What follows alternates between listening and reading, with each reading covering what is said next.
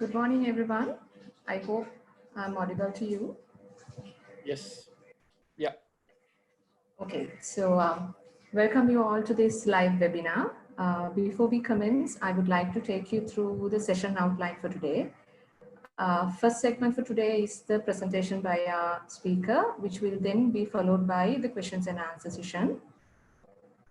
In order to have an uninterrupted and smooth flow during the first segment, we will keep you all muted. And during the Q&A segment, you have the opportunity to ask questions from the speaker by clicking on the show of hands icon at your Zoom app, or you can also send your questions to the Q&A chat window. Depending on the time, we will also allow few of you to ask your questions directly from our speaker. In addition, we will be sending the link to the feedback forms via the main chat window. We kindly request you to fill the feedback forms and submit before you leave the session, because for CPD, we will be taking your membership number and details from the feedback forms that you are going to share with us.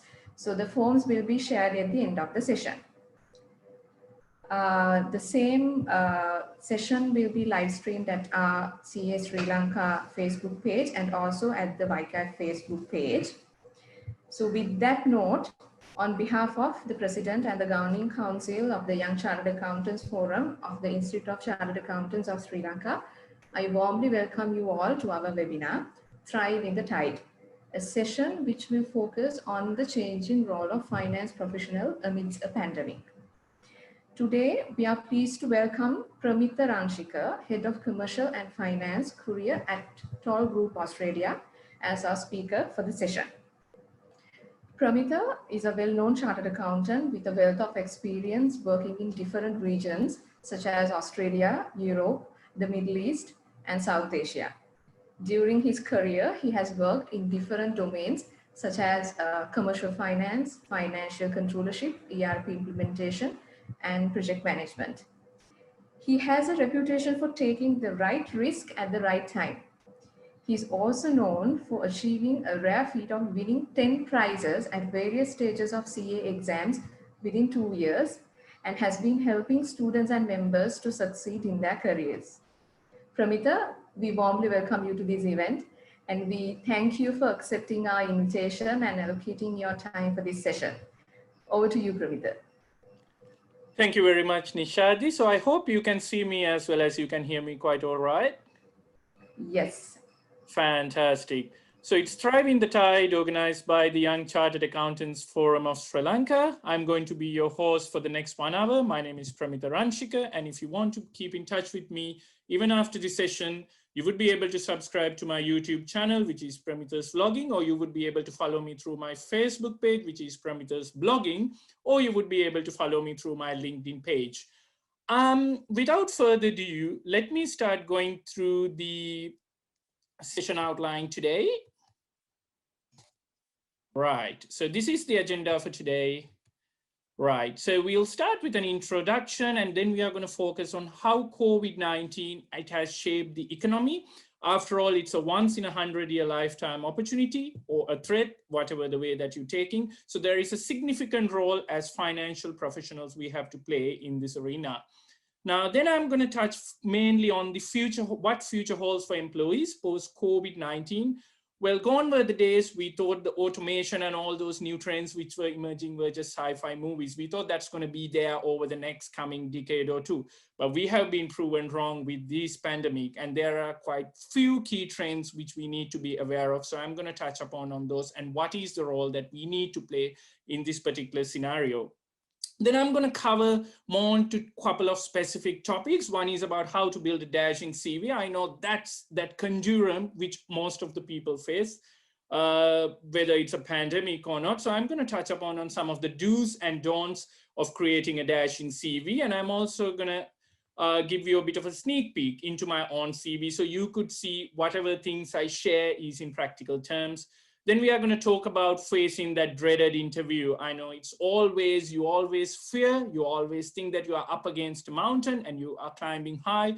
But if you're facing with the right attitude and with the right amount of preparation, probably you would get through with flying colors.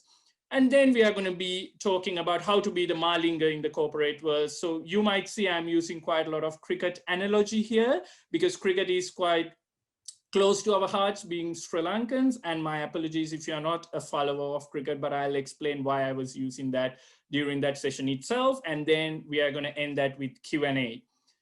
Now, COVID-19, whether you listen to the news or whether you go into your Facebook feed or whether you go into your LinkedIn feed, you're going to see this bubbly round shaped circle which talks about a virus and how it has impacted the economy and how it has impacted the way that we have lived our lives. And you also start seeing all these graphs where it was growing at a one point of time, then it all starts plummeting down.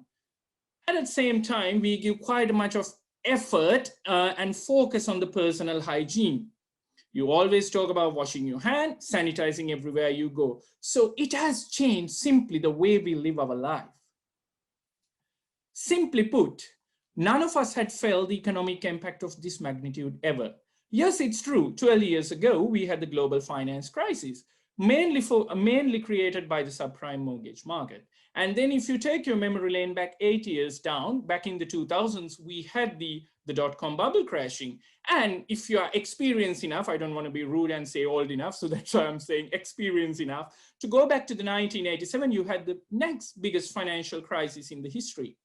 But all those things were different than the financial crisis or the economic crisis that we are seeing at the moment. Why I'm saying that? You see, the previous financial and economic crises that we have seen were predominantly self-created, self-inflicted issues by human beings. GFC, or the global finance crisis, was created simply because people were re-engineering so much into the subprime mortgage market. And if you go to the dot-com bubble, a similar thing. But what's striking different to this issue is that it's a health phenomena which has affected the global economy and the global business. And the recession that we are going to see is going to be the next worse than the Great Depression, which the world has seen. But that has happened almost 100 years ago or 90 years ago, which none of us were alive at that time. So we are all new to this. This is the new world order for us. And it's not going to be just a few months. It's true that not a lot of people are still feeling the pinch of the crisis. Why is that? Because a lot of governments are pumping so much money into the economy and so that the businesses would stay afloat. And they think that, yeah, that's going to continue for some time. But the reality would only start kicking in when governments stop doing all those stimuluses and when businesses are expected to start growing on their own. And that's when the reality would kick in. And that's when a lot of small businesses would start going down the hill. Not even the small businesses, even if you take the brick and mortar retail industry, it is being hit severely. And the recovery of the economy, it's going to take a while. And some of the experts in the world, IMF and World Economic Forum, suggest that for us to reach just the pre-COVID level, it will take at least 2 years. And for some of the industries like the hospitality and the travel and tourism, it might take 3, 4, or even in the worst case, 5 years down the line. Now, we are in this for a longer period of time. That's what we need to think through here. It's not just something which is going to last for a few months and then we are going to reset ourselves. It's going to be for a longer term so that we need to start rethinking the way we do our businesses. We need to start rethinking how we present ourselves as the finance experts in the industry and in the businesses as well. Now with this, obviously the business priorities have changed. A lot of consultancy firms have done research and have done their own analysis, the deep dive data to try to understand how businesses are going to survive and the resilient businesses, what they are going to do in order to make sure that they weather the storm. Now, if I talk about some of the business priorities which have changed, starting with the fact that the cost-based reset. All the businesses are really and critically start rethinking and re-establishing their cost base. Gone were the days where you would be able to take a lavish first-class trip across the globe, where you would be able to take spouse in the account of your company, you would be able to stay in the 5-star hotel and you would be able to spend money in discretionary products. It has changed forever. Margins are tight, cash is tight, so businesses are going to look at their cost structure. You would see a lot of redundancies happening through in coming months as well as coming years. As a finance professional, you have a pivotal role to play here. You see, you're the custodian of the funds of the company. And it is such an important role that the senior management and the owners would expect you to contribute towards that. Maybe you might start thinking innovative ways as to how to do things efficiently. Also try to figure out what are the most important things for us so that you could focus on that rather than focusing on all the activities, because resetting the cost base, whether you like it or not, it's going to happen. Cash has become king. Why I say so? You will see more often than not currently, the cash is getting squeezed in than it's ever been before. And you would see the credit terms which people are giving away to their customers are reducing. Gone were the days that you are able to get 30, 45 or 60-day credit period. Now businesses are squeezing in for it to be just 7 days maybe, or sometimes you are being forced to get into a direct debit if you are not a larger customer. Now this is quite important for you. Why? If your suppliers are not giving you that 30 or 45-day credit period, instead you are getting up to 7-day credit period, there is no way that you would be able to give a 30 or 45-day credit period to your customer. That means there will be an imbalance in managing your working capital. So you need to start thinking through those. You don't want to upset your customers, but at the same time, you cannot simply keep on borrowing money because you have a working capital imbalance. So you need to start thinking through those, how best that you are going to manage your working capital, because cash has become the #1 priority in the expense of sales. Digitalization. Just a few months ago, out of the US population, there were about 7 to 10% of it were working from home. Fast forwarded 2 weeks after, almost 35% of the world population was working from home.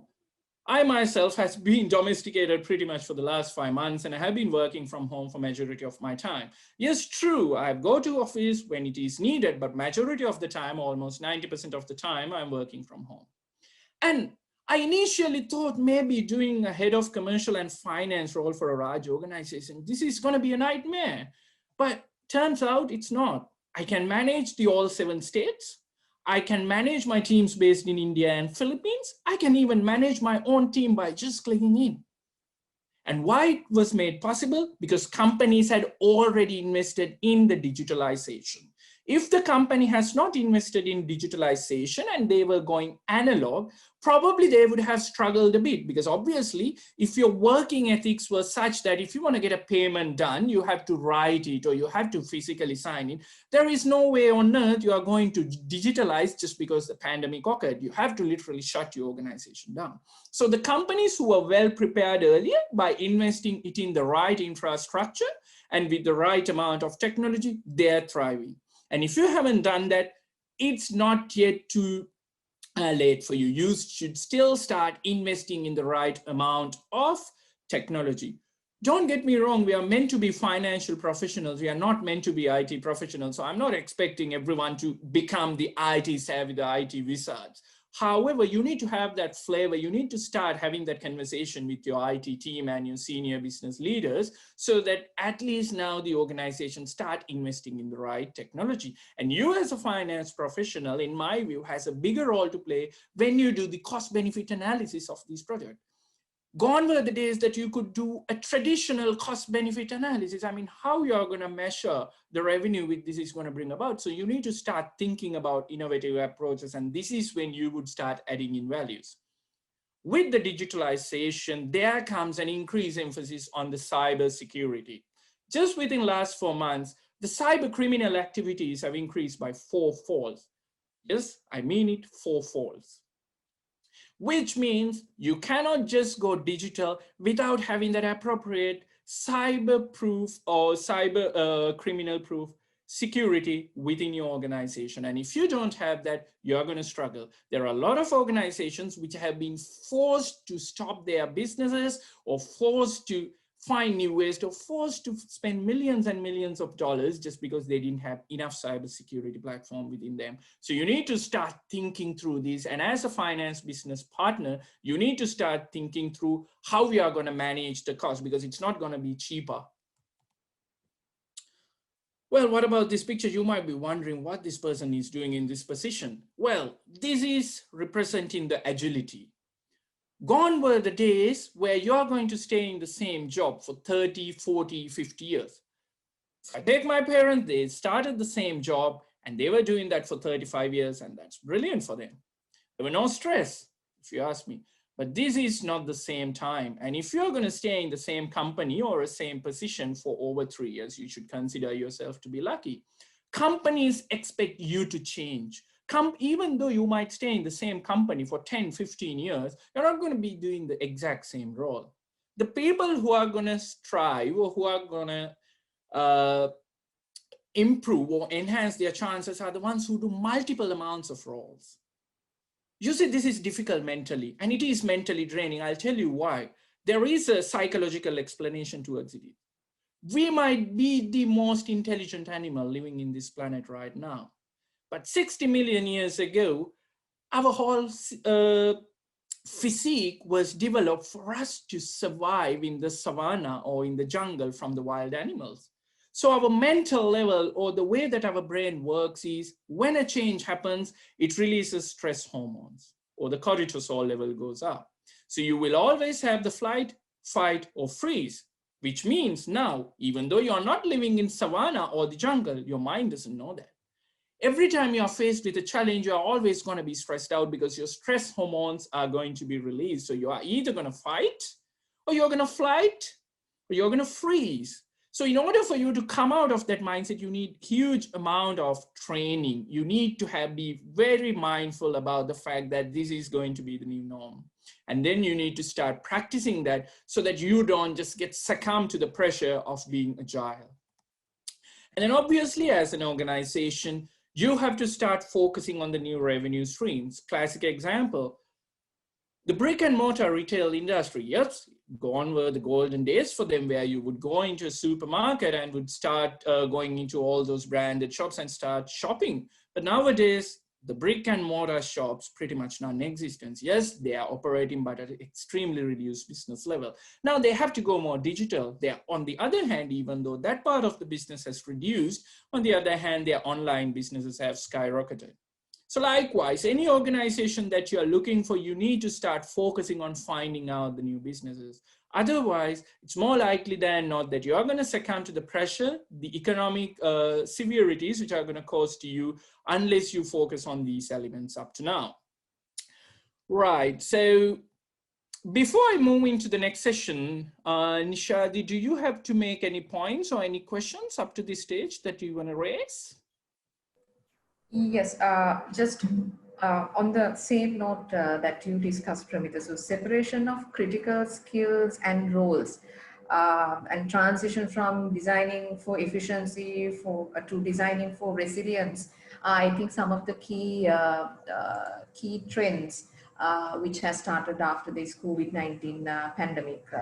So as accountants, how should we embrace this change? What additional skills we should develop from my end? What are your thoughts on that?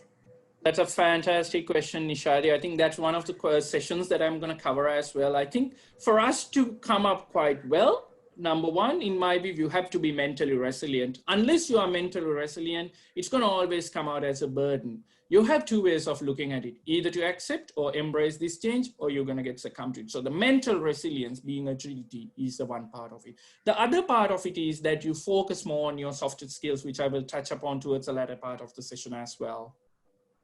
Right, and also, Pramita, we all know that there is a mismatch in the demand and supply of in the employment market, especially after this pandemic.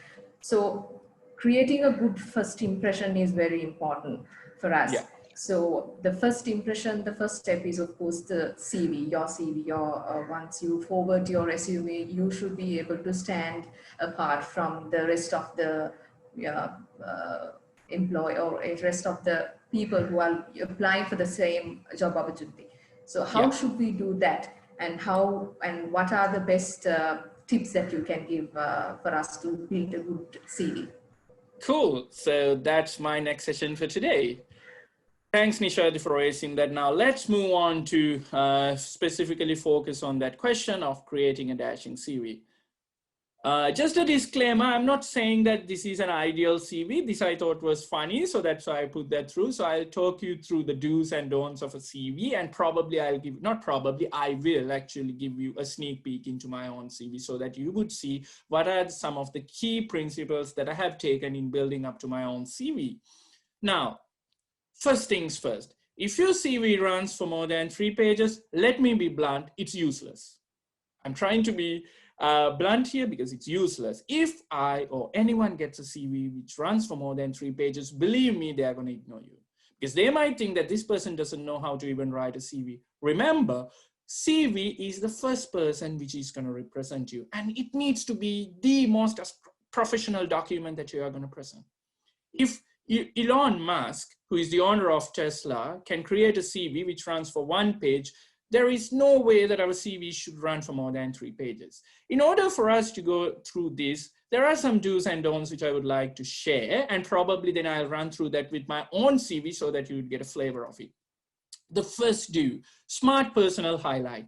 When you write your CV, make sure it's specific, measurable, achievable, realistic, and time-bound. You have heard of SMART before, so you need to apply the same principle here.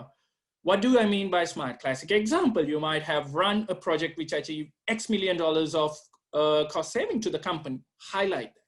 Or you may have run a project which was an ERP implementation and you were the person who did the data validation, or you were the person who did the design sign-off, highlighted that specific. Or you may be a person who had led the financial aspect of a due diligence project, highlight that. Those are smart personal highlights. When a recruiter or a company sees those, they will start ticking the boxes. So make sure anything you rewrite in your CV, it's smart.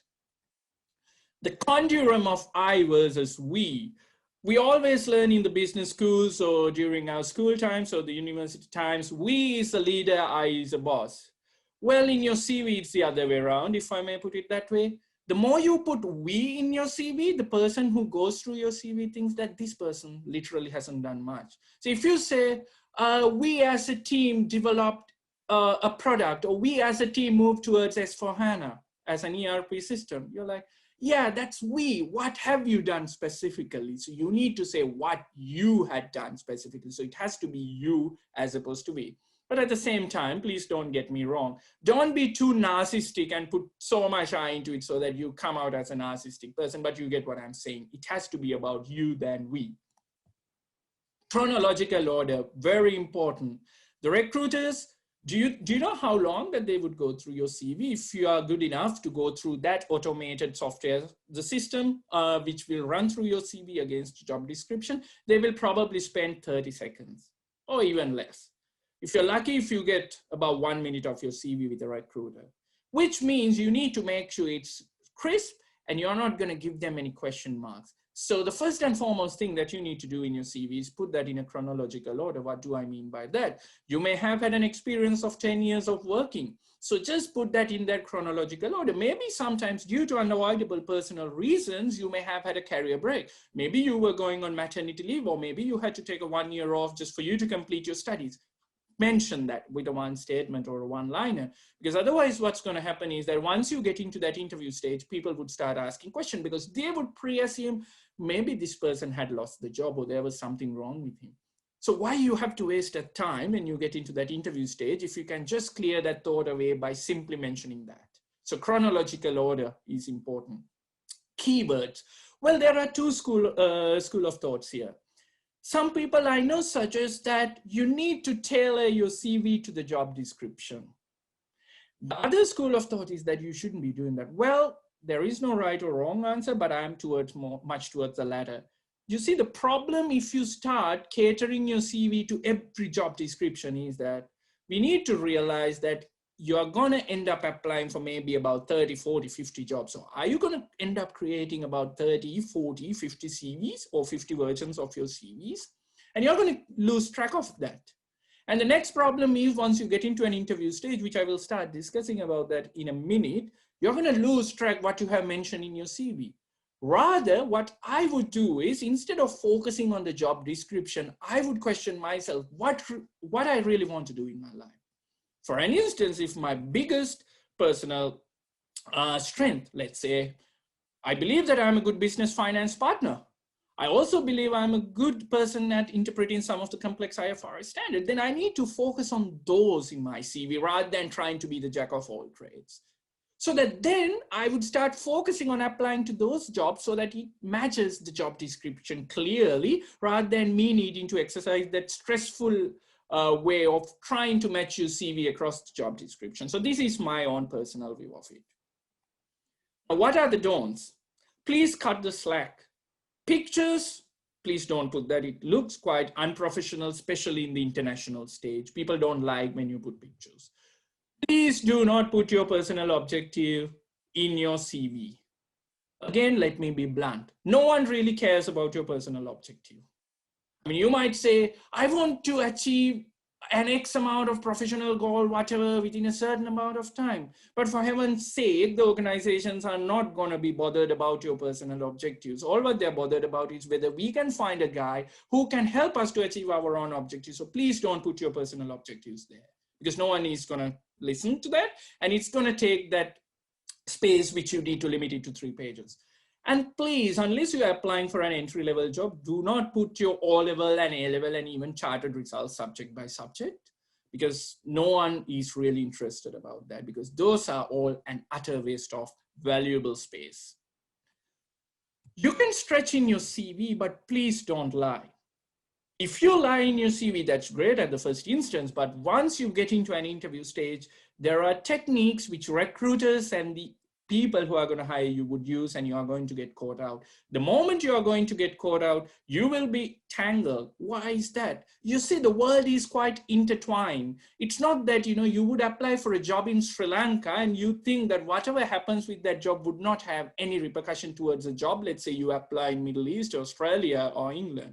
Well, you can be furthest away from truth. I'll give you an example. When I moved to Australia and when I applied for a job here, the guy knew the board audit committee chairman of the company I worked for in the Middle East, and he's an American. So he contacted his American colleague, and then the recruiter knew a guy from UK, and he contacted him, and I didn't have a clue. So remember, if in that instance, if I had created a negative impression with those people, that feedback is going to flow through. So that's going to go against you. So make sure that you don't lie in your CV. You can probably stretch to a bit. I know people do like to do that, but please don't lie, because you are going to get caught out. And if you get caught out, it's going to be bad. Calling you an expert is great, as long as you don't meet a real expert. Sometimes I see people mention in their CV, I'm an expert in IFRSs. I'm like, fantastic, once I see a CV like that. So I have had my personal experience that sometimes people say that, yep, I'm an expert in IFRS. I'm like, that's great. Could you mind running me through a complex situation where you had to take care of the derivative accounting? And the people were like, yeah, but that's not something I have experience to. Then I'm like, why you are calling yourself an expert? You have to ring fence what your expertism is then. Sometimes people say, oh, they are expert in IFRS, but when you start asking them questions about the business comp, they would know. They wouldn't say, yeah, I don't know, maybe I'm an expert on some specific standards. Then you have to mention that clearly so that people won't take you down a rabbit hole when you get into an interview. Clouding your CV with extracurricular activities. Please don't get me wrong. Your extracurricular activities are important. That defines that you are an all-rounder. That's great. If you have been involved in a sporting activity or if you have run a social club, you have to mention that so that people understand that this person can multitask. This person can manage different things. But please don't cloud your CV with that. For an instance, if you have a 3-page CV and 1/3 of that goes for your extracurricular activities, then people would be like, yeah, this person is no good. So you have to manage that a bit. Please mention that, but don't overcrowd it. Now, as I promised, I'm going to give you a bit of a sneak peek into my own CV here. So I said you have to be smart in your personal highlights. So this is an extract of my CV. Don't worry, I'm not going to share my whole CV, so you're going to get bored if it is the case. So you could see here, I'm talking about leading a financial due diligence project. of a bond issue, which is over 1 billion US, or which is just under 1 billion US dollars, and it has won an award. And also it talks about you being recognized as an influential, charismatic, and impactful change leader out of 3,000 employees, so people get the context. Then I talk about the chronological order. When someone goes through my CV, they know, yep, this person has worked in these different industries across these different countries. So that's fantastic. So someone doesn't need to go through the whole CV to figure out where did he work for and what are his main industry exposure. And then about your qualifications. Well, I can brag about the qualifications for one page, rather I'm going to sticking it to 3 bullet points, or maybe for the maximum.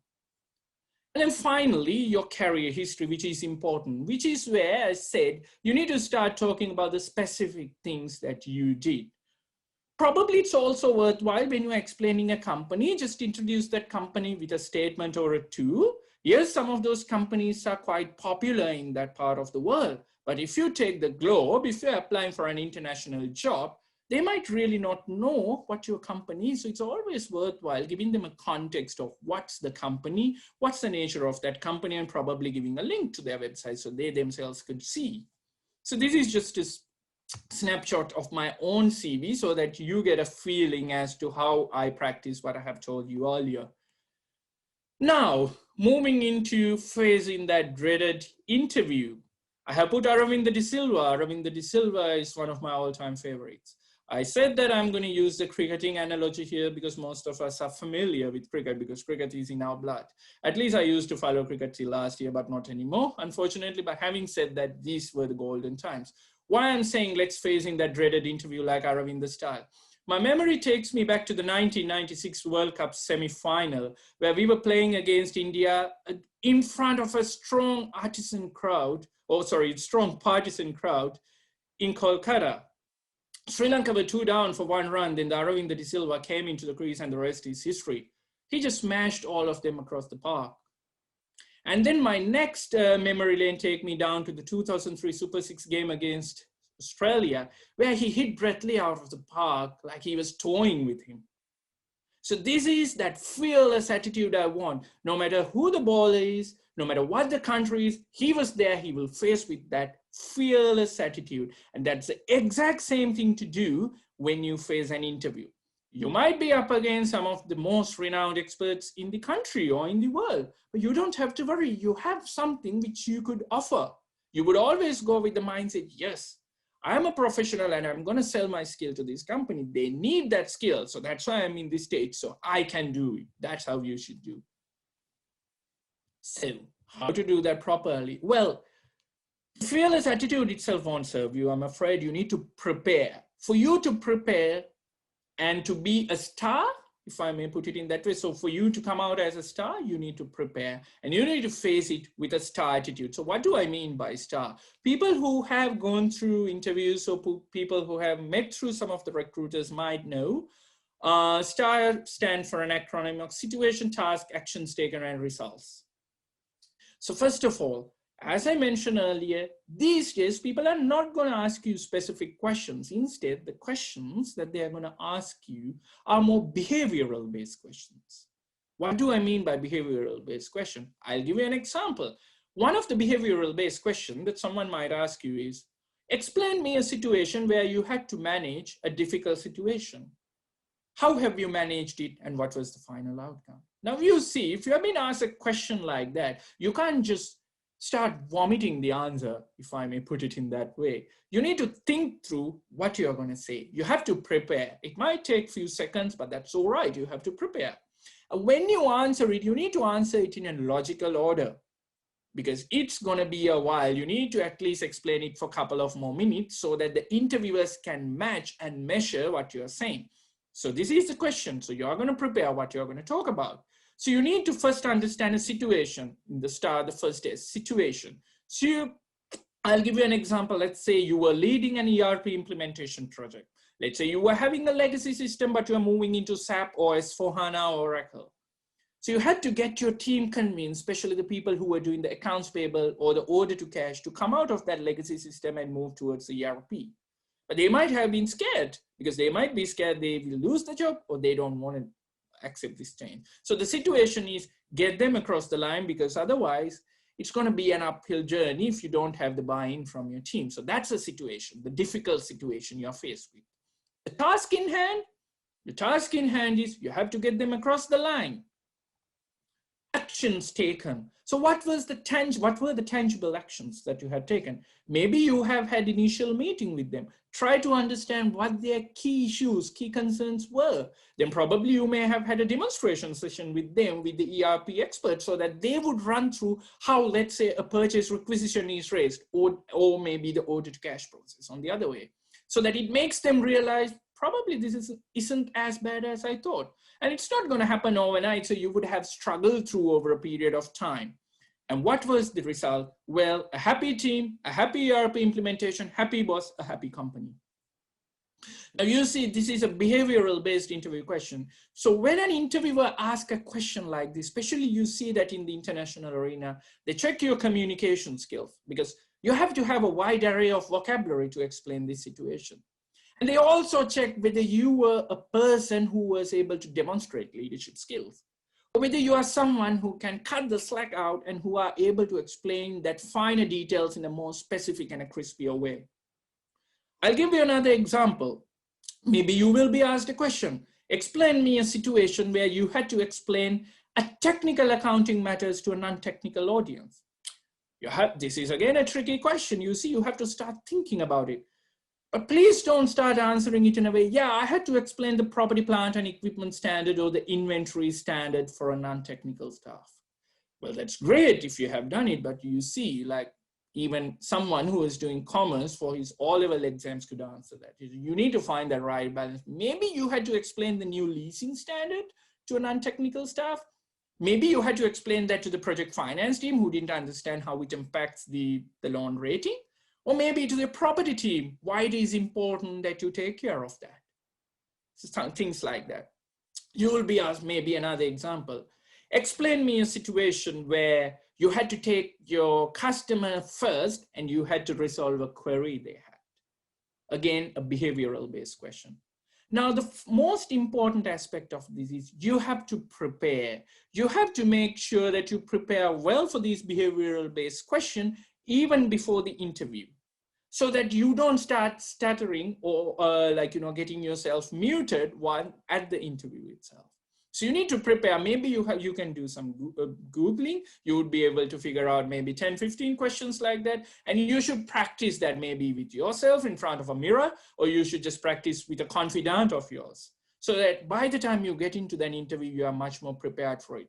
I'm not going to say that all those 20 questions, which you're going to find in internet that the person is going to ask, but at least that would give you the flavor. So that's about facing that interview like Aravinda de Silva.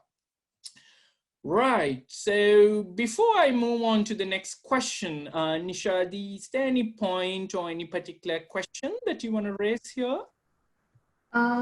Well, I think you discussed most of the aspects that we have to be vigilant upon, but one question, actually, before I ask the question, Pramita, I would like to remind the participants one point, that is to get their CPD, you will have to fill the feedback forms which we are going to share at the end of the session. And from that only we will be taking your membership numbers. So please send the filled feedback forms back to us, at which the forms will be shared at the end of the session. So from that only we will be taking your membership numbers and marking CPD. And also I would like to remind all the participants that you have the option to forward your questions via the Q&A option, which is there in the Zoom app. So you can forward your questions to us as a chat message, so we can ask Pramita later on during the Q&A segment. So moving back to you, Pramita. So we discussed about the behavioral questions that the interviewers nowadays ask.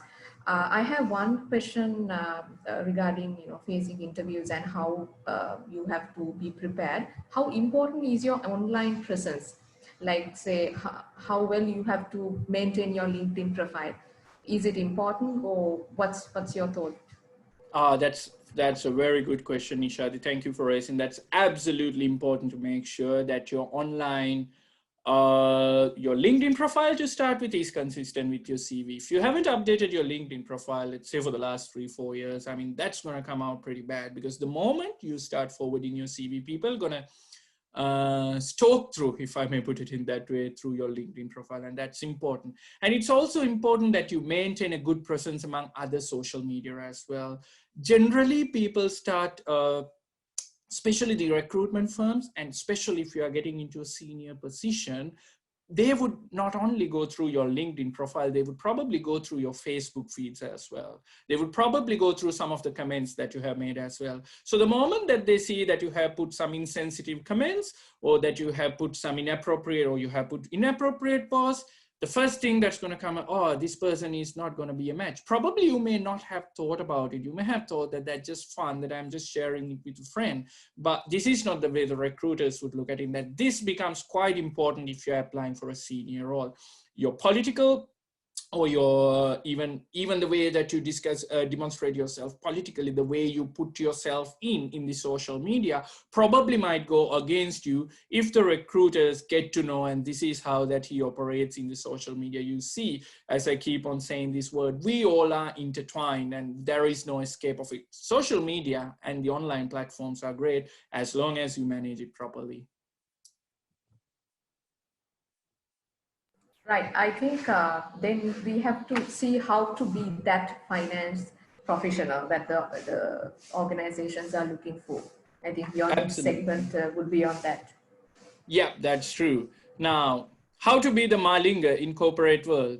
Again, why I'm using Malinga here. Malinga is the most dependable bowler that we had for almost over a decade. Why? He can bowl at the beginning, he can bowl at the middle, or he can bowl at the deck, and he would deliver.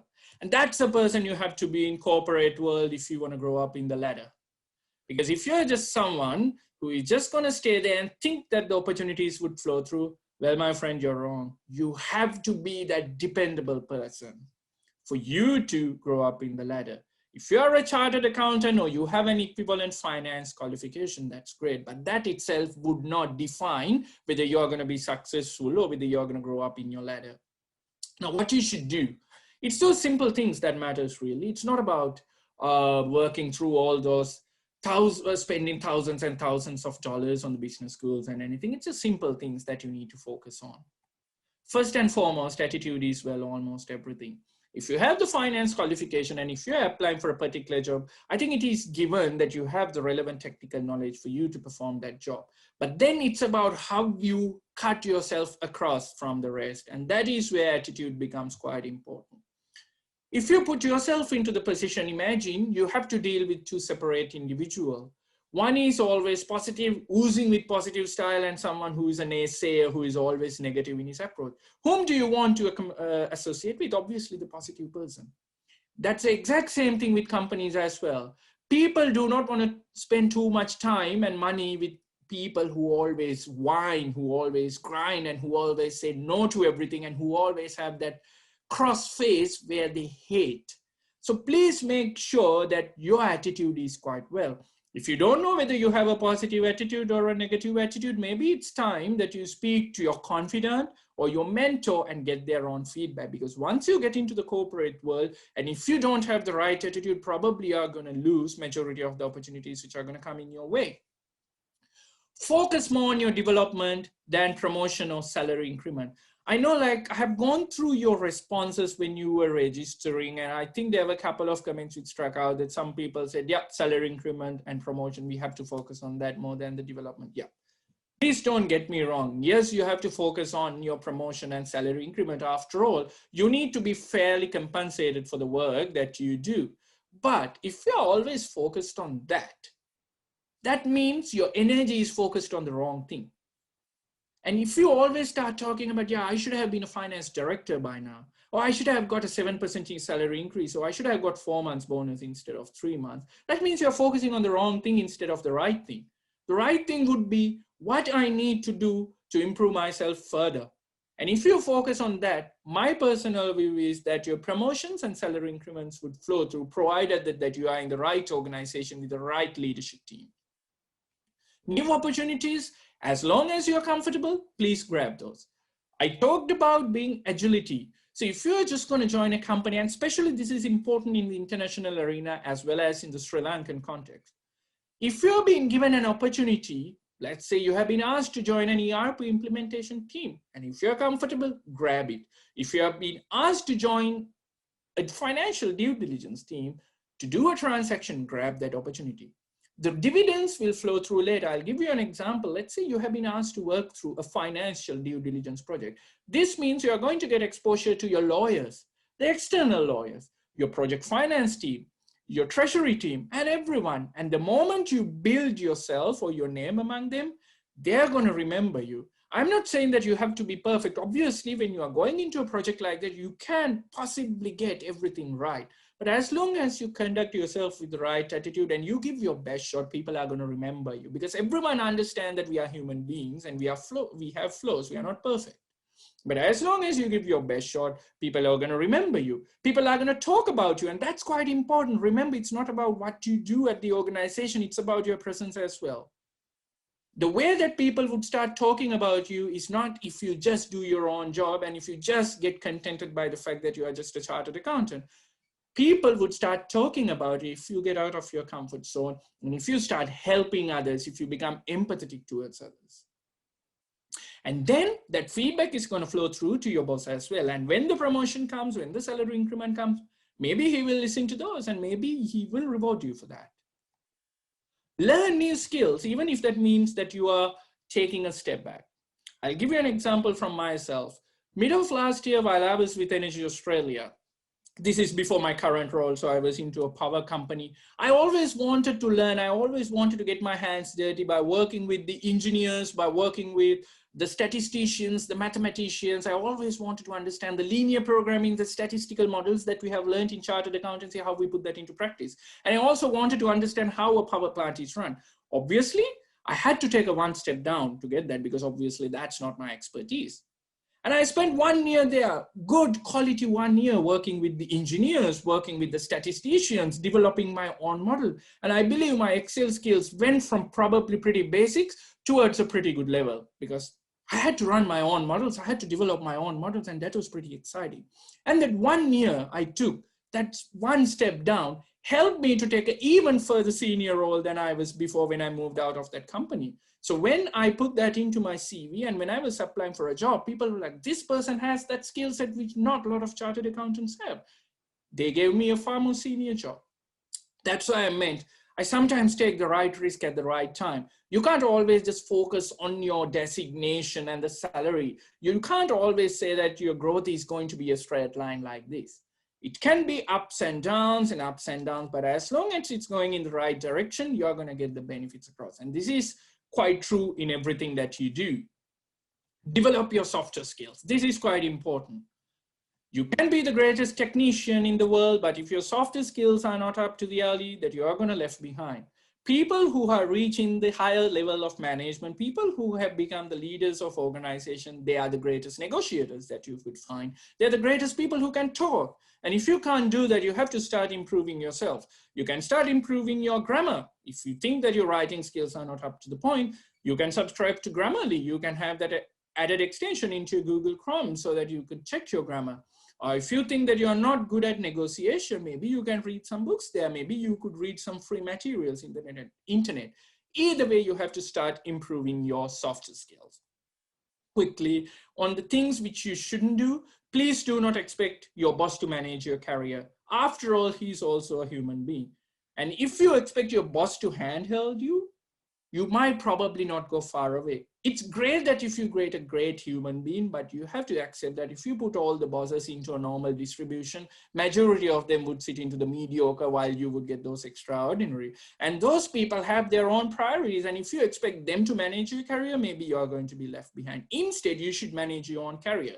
That's what you need to speak to your confidant, to your mentors, and try to understand what you really want to achieve in your life. And then drive with the organization. Make sure that matches to the organization objectives. That's where you bring the leverage to the organization. Without leverage, probably you're going to get left behind. Don't wait till ask. Preempt and contribute. I think sometimes I see some people, they think that, you know what, I'm quite good at it. I don't have to go and ask these questions. If I am good, someone would come and give me that opportunity. Well, my friends, it would have been great 10 years ago, but now there are millions and millions of chartered accountants in the world. And the people who are going to grow up the ladder are the ones who preempt and grab those opportunities, not the ones who sit behind. So you have to preempt and you have to grab the opportunity. You have to identify, and you are the one who have to improvise things. Otherwise, opportunities would not come. Don't overwork for the sake of it. Work smart. Don't get me wrong. I'm not telling you to slack. Yes, you have to work hard, but working hard itself won't guarantee your success. Let's talk about the world's greatest investor, Warren Buffett. Do you think that he worked 20 hours for him to earn almost $100 billion worth of his net assets? Probably not. Maybe he had worked 10, 12 hours for some part of his time, but he is working smart and his per hour charge out rate goes into millions. Same with some of the great corporate leaders that you have come across. They work smart rather than working hard. So that's the most important thing. Try to find new ways of working smart. And that's what I mentioned at the start of the session as well. The emerging trends. You have to be agile. You need to start thinking through smart and efficient way of working through. So I know I did quite a lot of talking for the last 35 to 40 minutes. The time flies. So that is the formal conclusion of the session before we move on to the Q&A. But I'd like to give you one last statement. Under pressure, please don't rise to the occasion. You have to sink to the level of training that you have got. That's why you train so hard. So this is quoted by an unknown US Navy SEAL. We always think about rising up to the occasion miraculously and try to grab on that opportunity. But that's not how generally things work in real life. In real life, it's about a struggle. It's about doing the same thing again and again and improving yourself, making it a habit, making it part of your muscle memory so that over time, it becomes inculcated into you and do you better. And in real world, things would start improving gradually, not overnight. And that's why you have to train so hard. So with that, thank you very much for listening to the formal session. And I thank the Institute of Chartered Accountants of Sri Lanka and YCAF, especially the Young Chartered Accountants Forum, for inviting me for that. And as I mentioned at the start of the session, if you want to keep in touch with me, you would be able to subscribe to my YouTube channel, which is Prometheus Vlogs, or you would be able to subscribe to my Facebook page, which is Prometheus Blogging, or you would be able to follow me through my LinkedIn profile so that you would be able to get some updates from me in coming days or coming months.